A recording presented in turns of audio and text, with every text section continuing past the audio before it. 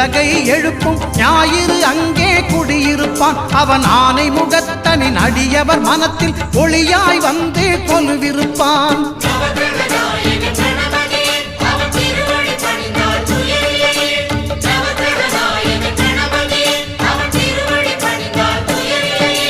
ஒன்பது கோளும் ஒன்றாய் காண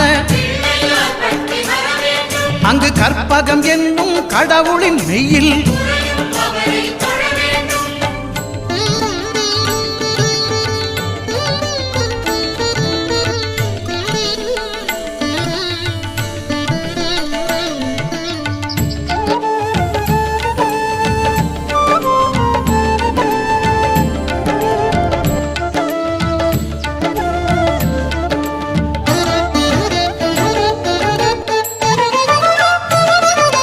திங்கள் பகவான் திருமுகம் காண